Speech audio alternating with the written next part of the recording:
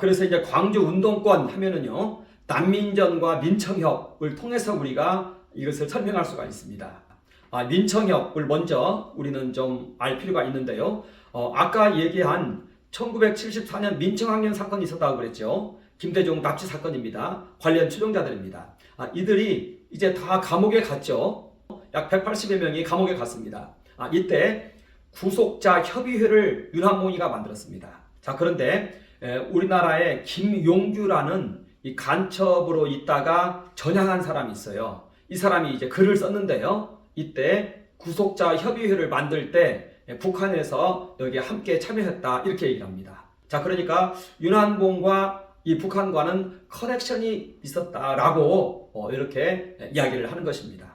어찌됐든 이 윤한봉이 구속자 협의회를 만들었고요. 이 구속자 협의회가 민청협으로 발전하는 것입니다. 이게 78년 5월 달에 민청협이 이렇게 세워집니다.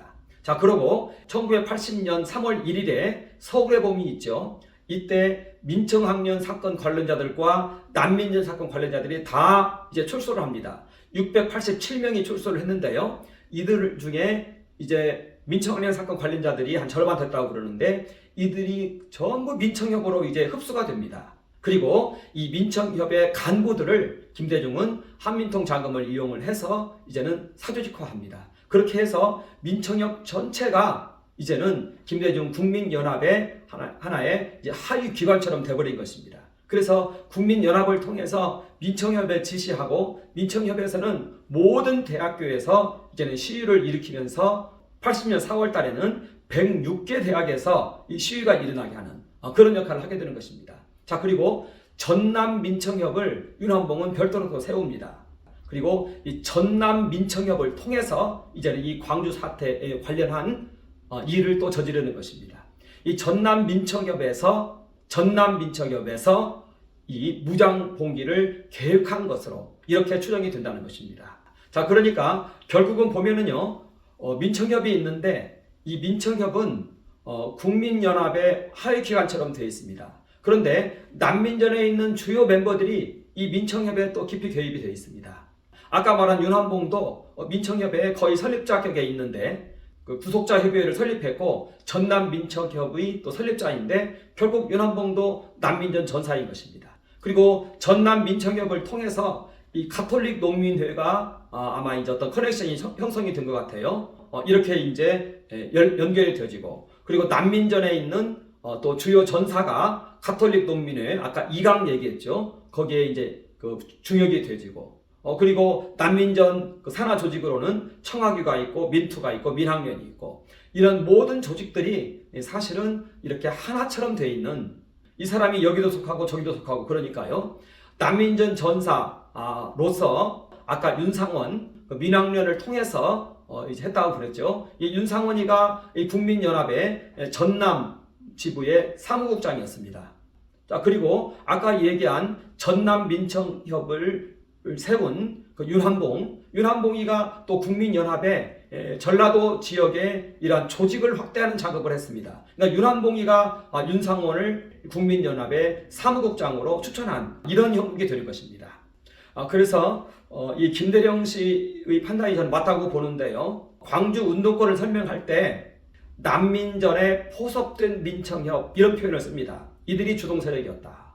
그러니까 난민전에 가입한 광주 민청학령 세대들이 주요 광주 운동권이었다 이렇게 말합니다. 이걸 다른 말로 표현하면 난민전에 포섭된 민청협 회원들이 이제 그 광주 사태의 그 주요 구성원들이었다 이렇게 얘기를 하는 것입니다.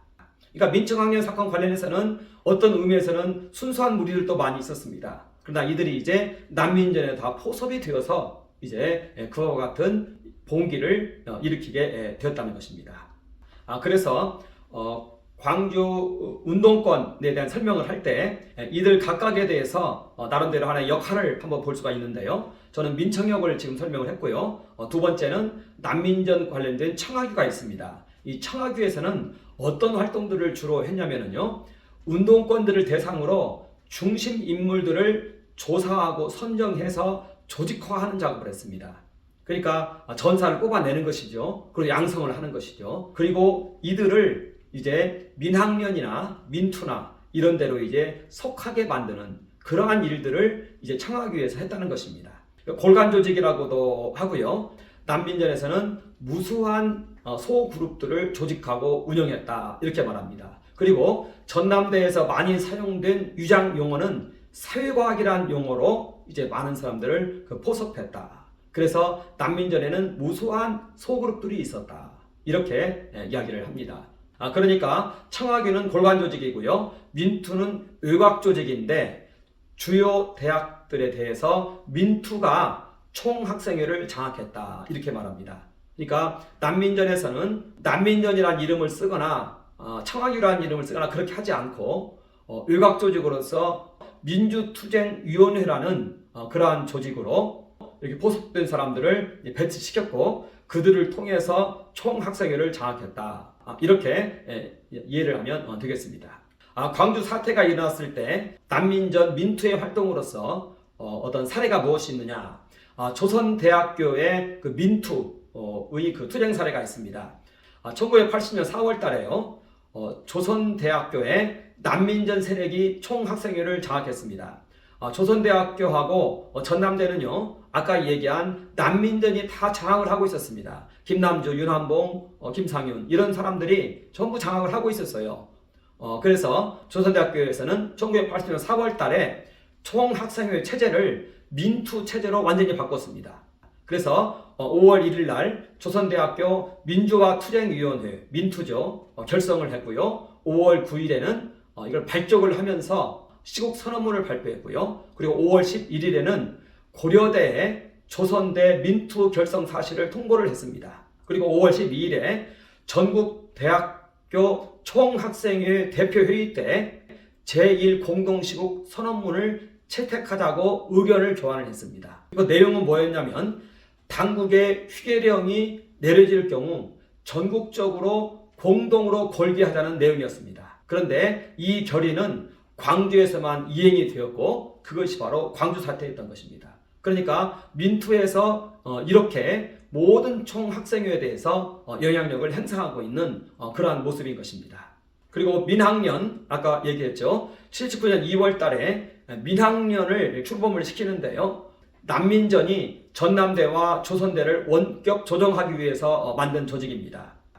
그리고 윤상원이 이것을 주도하게 합니다. 그러니까 청하교에서는요 학생층을 더 조직화시키기 위해서 민투 하위 조직으로 이러한 민학련을 또 창설을 했다는 것입니다. 그리고 이 민학련이 광주의 대학가에서 전단을 살포하고 모든 시위를 주도했습니다. 그리고 폭력 시위를 무장 봉기로 승격시키기로 예정되어 있었던 게 5월 21일 오전인데요. 이때 민학련 명의 전단 수만 장이 광주 시내에 살포가 되었습니다. 민학련 명의로 살포가 된 것이죠. 그리고 이 민학련의 대표가 이제 윤상원이었던 것입니다. 이 민학련을 주도하는 사람이 윤상원이었던 것입니다. 그리고 녹두서점이 이제 민학련의 그 아지트였습니다. 그리고 아까도 우리가 말씀드린 것처럼 이 윤상원이 하고 있는 들불야, 광대, 소그룹들 이런 그룹들이 또 이제 5.18이 일어났을 때 유언비어를 살포하고 하는 이러한 일들을 이제 윤상원 주도로 하게 되었다는 것입니다. 자, 이제 우리 광주 사태의 그 주요 세력들, 주동자들을 한번 살펴보는 그 시간을 갖도록 하겠습니다. 지금까지는 어떻게 보면 난민전, 민청협 이러한 조직 자체를 살펴보았죠. 이제는 이들이 그 구체적으로 어떤 활동을 했는가 이런 내용들을 한번 살펴본다는 것입니다. 그러니까 5.18이 일어났을 때 실질적으로 행동한 사람들이죠. 이것을 한번 살펴보도록 한다는 것입니다. 첫 번째는요. 난민전, 민학련 여기에 지도자격에 있었죠. 윤상원의 들불야 그리고 광대 그리고 아까 얘기한 여러 소그룹들 녹두서점을 중심으로 한 그 소그룹들 이런 사람들이 이제 윤상원을 중심으로 한 중요한 세력들입니다. 우리는 5.18을 이해할 때 두 국면으로 이해할 수가 있어요. 하나는 5월 18일하고 5월 19일입니다. 이때는요 수백 명밖에 안 되는 이 시위대가 수만 명으로 불어나게 하는 이것이 하나의 5.18에 큰 작용을 했습니다. 이거 하나 하고요. 두 번째는 5월 20일하고 21일에 있었던 이 무장 봉기, 이것이 하나의 큰 사건입니다. 이 두 국면으로 나누어서 살펴볼 필요가 있다는 것입니다. 이랬을 때 5월 18일하고 5월 19일에 있었던 이렇게 그 수백 명이 수만 명으로 불어나게 하는 이것은 이제 윤상원의 작품이라는 것입니다. 그리고 윤상원의 들불야, 광대, 소그룹, 이런 사람들의 이 작품이라는 것입니다. 자, 그랬을 때 중요한 역할을 한 것이요, 유언비어였어요. 이 유언비어 제작하는 이 부서의 이제 그 팀장은 이재의가 했습니다. 이 유언비어였고요. 그리고 두 번째는요, 이 시위를 가격하게 몰아간 거, 화염병 투척입니다. 해서 경찰차를 뒤집고요, 거기다 화염병을 던지고 경찰들을 인질로 잡고 하는 이런 일들이 첫째 날에 있었습니다. 둘째 날에는 카톨릭 센터 방화 사건입니다. 방송국을 다 불을 저질렀습니다. 그리고 휘발유 드럼통을 통해서 아주 불길이 치솟게 만들고 해가지고 아주 과격한 양상으로 끌어갔습니다. 여기에 많은 사람들이 놀라가지고 말하자면 40명이 죽어서 피바다가 됐다 하고 여자들 유방을 잘라내고 한다는 이런 얘기가 막 들리니까 사람들이 이제 현장에 나온 것이죠. 이때 많은 사람들이 구경하러 나왔습니다. 그러니까 시위대가 따로 있고요, 구경하는 사람이 따로 있고, 이 구경하는 사람들에게 빨리 이 시대로 들어오라고 선동하는 사람이 있고, 이것이 이제 5.18이 일어날 때의 그 모습이었던 것입니다. 이때 이 중요한 역할을 그 들불야학에서 했다는 것입니다. 들불야학 구성원들과 그리고 소그룹 구성원들이 이제 다 동원이 되어서 했다는 것입니다. 그리고 광천동에 있었는데요, 거기에 아세아 자동차가 있었습니다. 아세아 자동차 이 차량에 대한 탈취 사건이 있는데 여기에 있어서도 조력 역할을 했을 것이다, 이렇게 보는 것입니다. 자, 그리고 광대라는 조직이 있었는데요, 이것도 윤상원이 통솔을 했습니다. 말하자면 문화를 통해서, 민중문화를 통해서 이제 사람들을 동원하겠다, 이런 그림이죠. 이 광대의 단원들이 들불야학에서 강학을 했습니다. 가르쳤다는 얘기죠. 그래서 이 들불야학과 광대가 하나의 선동에 있어서는 주된 역할을 했다. 그리고 윤상원이 운영하는 소그룹들, 여기에서 이제 많은 심화학습이 일어났다. 그리고 전남대 학생회장이 초기에 많은 선동 역할을 했는데요, 이 박관현도 이제 그 윤상원의 이런 소그룹에 속한 멤버였다. 자, 그래서 5.18 사태의 주요 세력으로서 윤상원의 들불야학, 광대, 그리고 소그룹, 이것을 말할 수 있다는 것입니다. 그리고 윤상원은 난민전 전사이자 아까 얘기한 국민연합의 사무국장이었다는 것입니다. 아까 얘기한 민청협 얘기했죠. 민청협의 그 전신이 구속자 협의회인데 이것을 창설한 사람이 윤한봉입니다. 그리고 이 윤한봉이 전남 민청협도 세웠습니다. 그러면서 이 윤한봉이 그 15,000군지 일의 그 지도를 습득을 해요. 아무에게나 팔지 않는 것인데 이것을 이제 한겨레 신문 이제 과장을 이용해서 이제는 지도를 습득을 합니다. 그러면서 무기고를 파악하고 TNT 이 화약고가 어딘지 파악하고 이러한 행위들을 합니다. 무장 폭동을 준비했다는 것입니다. 그리고 그러한 진술도 본인이 합니다. 준비했다는 것을. 윤한봉이 이 똥가방과 운동화라는 책을 썼는데요, 이제 그 안에 보면은 이러한 내용들이 나와 있다는 것입니다. 그러니까 어떻게 보면 이것은 44개의 무기고를 일시에 털었는데 여기에 대한 사전 답사로 많은 사람들이 추정을 한다는 것입니다. 그리고 북한 탈북자가 있는데요, 북한의 안대위가 이때 내려왔다. 그런데 이때 11명과 함께 내려왔고 미리 와 있던 7명과 합쳐서 이제 이 무기고들을 조사했다. 2월 달에 1980년 2월 달까지 해서 이 일이 다 마쳐졌다. 이런 진술을 이제 탈북자 하나가 합니다. 이제 내연의 철하는 사람이 이런 진술도 합니다. 이것과 윤한봉이 미리 이렇게 15,000분의 1 어떻게 보면 아무에게나 팔지 않는 그러한 지도를 습득해서 이러한 작업을 함께 했다라고 어떻게 보면 추정들을 하고 있는 것입니다. 그러니까 전남 민청협, 여기에는요 윤한봉이 있고요, 정동연이도 여기에 속해 있습니다. 그리고 김상윤, 윤강옥, 정상용 이런 사람들이 이제 전남 민청협에 속해 있었는데요, 이들이 농민운동을 유발할 계획을 세웠다. 말하자면 농민운동이라면 이것은 이제 봉기죠. 폭력이죠. 가톨릭 농민회하고 기독교 농민을 이용해서 농민운동을 유발하려고 했다. 그리고 이러한 폭동을 준비한 자는 윤환봉이었다. 이렇게 이야기를 합니다. 윤환봉하고요, 가톨릭 농민회 간부들하고 5월 17일 날에 만납니다. 그러니까 5월 19일에 이러한 봉기를 하기로 했거든요. 그 내용이 자유노트에 나타납니다. 그래서 이제 이것을 준비하기 위해서 5월 17일 날 이제 윤환봉과 가톨릭 농민회 이사들과 만나서 이걸 이제 준비합니다. 이런 것들을 봤을 때 전남 민청협에 있는 윤환봉이 이러한 무장 폭동을 준비하고 있었다. 이렇게 이제 얘기를 하는 것입니다. 자, 그런데요, 이 전남 민청협은 여기에서 오히려 이 전국에 있는 대학교를 컨트롤한 그러한 흔적이 보인다는 것입니다. 그것은 전국 대학과의 연대를 모색했는데요. 이 전남 민청협에서요. 서울대 총학생회장이 심재철이었습니다. 이 심재철이 전남 민청협의 기획실 위원으로 가입을 했습니다. 심재철은 누군가요? 서울대 학생회장으로서 서울역 회군 사태가 있을 때요, 이거 전체를 총괄했습니다. 그러니까 전국에 있는 대학을 총괄한 사람이에요. 이러한 사람이 이제 전남 민청협의 기획실 위원으로 들어왔다는 것입니다. 이 기획실에서 모든 시위나 이런 것들이 다 기획이 된다는 것입니다. 그리고 오흥산이라는 사람은 전국 대학을 돌아다니면서 비공개적으로 섭외 활동을 했습니다. 자, 그러면서 이제 심재철이가 곧 전국 대학 총학생회장단 연합체를 구성한다, 이러한 얘기를 이제 하는 것입니다. 자, 그러면서 박관현, 송선태, 양강섭 등과 함께 계엄 해제나 추교 조치에 관계없이 투쟁을 계속하기로 이제 약속을 합니다. 전국 규모의 가두 시위 선동 계획을 세우고요, 서울대 총학생회장 명의로 이러한 일들을 해내는 것입니다.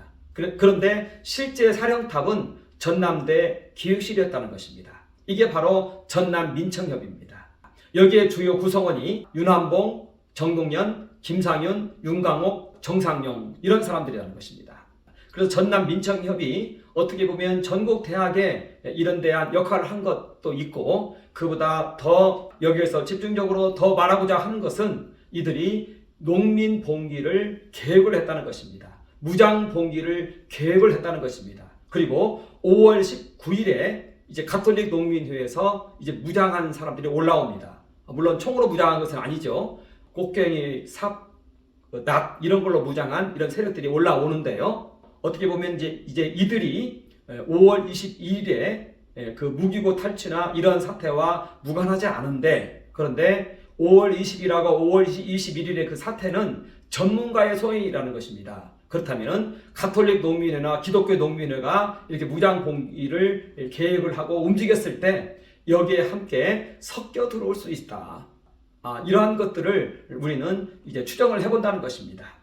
아까 제가 윤상원 관련해서는 5월 18일, 19일 건이 중요하다 얘기했고요. 5월 20일하고 21일은 전문가의 소행이고 무장 폭동인데, 이 무장 폭동을 기획한 자가 있더라는 것입니다. 그리고 실제로 5월 19일 날 그런 세력이 올라왔다는 것입니다. 그런데 여기에 무기고를 털고 하는 정도라면 전문가인데, 여기에는 외부 세력이 여기에 섞여서 이제 들어올 수 있다. 이런 것들을, 이런 그림들을 우리는 추정해 볼 수 있다는 것입니다. 그리고 난민전이요, 농민단체에 깊이 침투를 했습니다.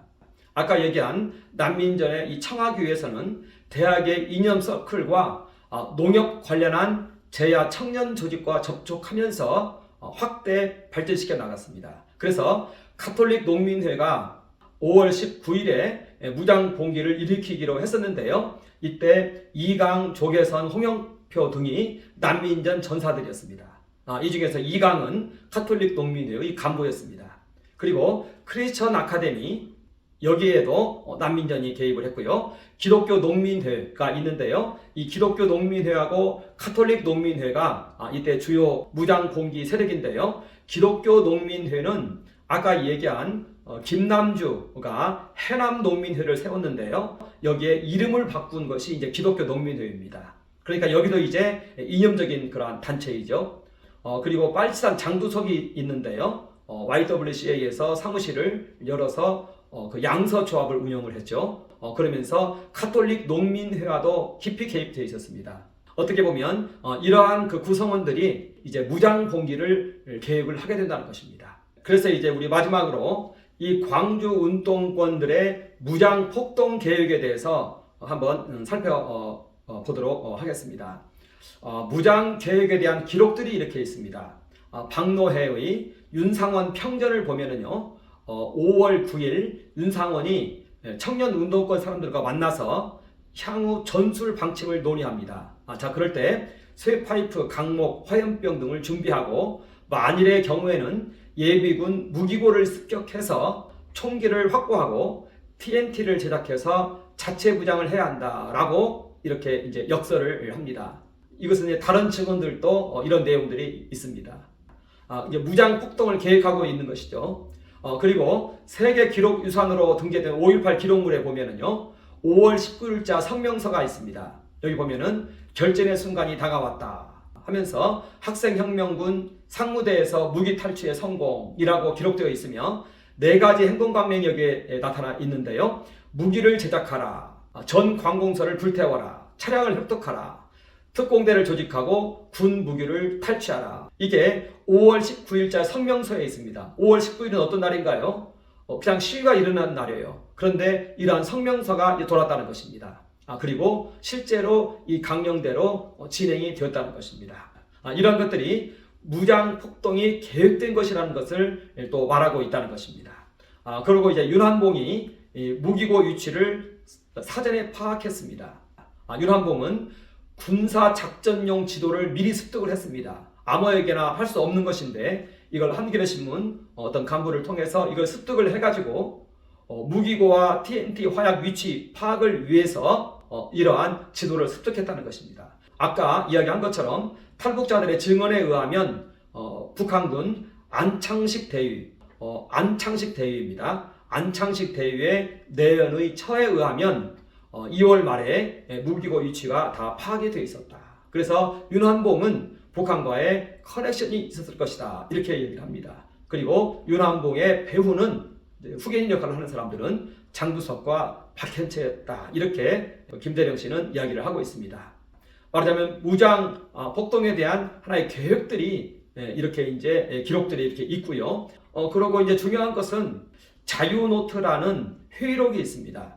이게 이제 중요한 하나의 증거입니다. 이 자유노트에 5월 13일자 이 자유노트에 이 회의록을 기록한 거예요. 여기에 5월 19일에 폭동을 계획하고 있는 것이 기록이 되어 있다는 것입니다. 그리고 이 폭동 계획은 가톨릭 농민회에서 이제 추진을 하는데요. 여기에서 이제 전남대 학생회에 인력 지원을 요청합니다.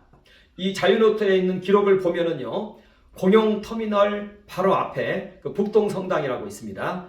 여기를 장소로 정하고 여기에 오후 2시부터 6시 사이에 가톨릭 농민회 조직을 이용해서 죽창, 배터리 등을 준비해서 폭동을 일으킨 후에 방송국과 공공건물 그리고 예비군 무기고를 접수한다. 이렇게 이제 자유노트에 기록이 되어 있다는 것입니다. 폭동 계획이.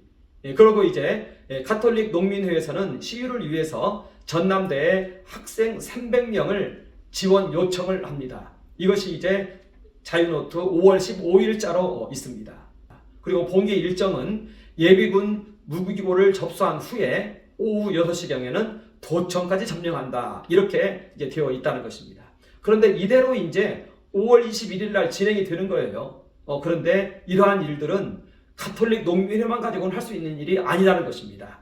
이것은 미리 전부 이 약도를 통해서 위치가 다 파악이 되어 있어야 되는 것이고 전문가가 와야 할 수 있는 그런 내용들이었다는 것입니다. 전남대 총학생회 총무 양강섭에 의하면은요, 윤환봉 등은 도청 접수 및 시민군 조직 계획도 세웠다. 이렇게 이야기를 합니다. 그리고 임낙평은 예비군 무기고 접수 계획뿐만 아니라 화염병 제조 방법도 사전에 다 준비했다. 이렇게 얘기를 합니다. 자, 그러니까 가톨릭 농민회와 전남대 학생회에서는 5월 19일에 폭동을 일으키기로 이제 계획을 했다는 것입니다. 그리고 그것도 무장 봉기를 계획을 했다는 것입니다. 자, 그리고 이제 시간이 좀 많이 경과된 연고로 더 다른 부분들은 좀 생략을 하고요. 사실은 다 얘기를 했습니다. 생략을 하고 그래서 5월 17일 날에 5월 19일 대규모 시위를 위한 모임을 갖습니다. 이때 윤한봉이 이제 5월 19일로 예정된 무장봉기 준비를 완료하고 마무리를 위해 가톨릭 농민회 간부들이 17일에 이미 모두 광주로 모여들었다는 사실을 이제 증언을 합니다. 그리고 이 자리에는 윤한봉의 광주일보 동문 김상윤과 그의 처인 그 정현애 그리고 정용화와 가톨릭 간부들 두세 명과 함께 회의에 참석했다. 그리고 무장 봉기를 위해서 가톨릭 농민회에서는 전남대 총학생회에 300명을 의뢰했다. 전남 민청협도 전남대 총학생회와 17일 오후 7시 8시경까지 그 행사를 준비했다. 그리고 김상윤의 경우에도 5월 17일 밤에 총학생회 간부들과 약속이 있었는데 19일 북동성당에서 열릴 예정이었던 가톨릭 농민회 전국대회 관계로 만나기로 약속을 했는데 그 전에 전남대 학생과장이던 서명원 씨, 윤한봉 씨와 함께 학생회 문제로 이야기를 하고 식사를 했다. 이렇게 이제 이야기를 합니다. 자, 그러고 이제 5월 17일 밤 12시에 계엄이 이제 선포가 되는 것이죠. 그러니까 5월 17일 밤 이제 8시, 9시경 이때부터 이제 그 체포가 시작이 된 것입니다. 이렇게 해서 이제는 5월 19일에 이 계획이 무산이 된 것입니다. 결국 여기에서 우리가 이제 살펴보고자 하는 것은 5월 18일 계엄 확대가 선포됨을 통해서 여기에 반대하기 위해서 광주 시민들이 이렇게 들고 일어났다. 이렇게 말을 하고 있는데 사실은 그렇지가 않고 이미 이렇게 무장 봉기가 계획이 되어 있었다. 사전 준비가 되어 있었다. 이것을 말하고 있다는 것입니다.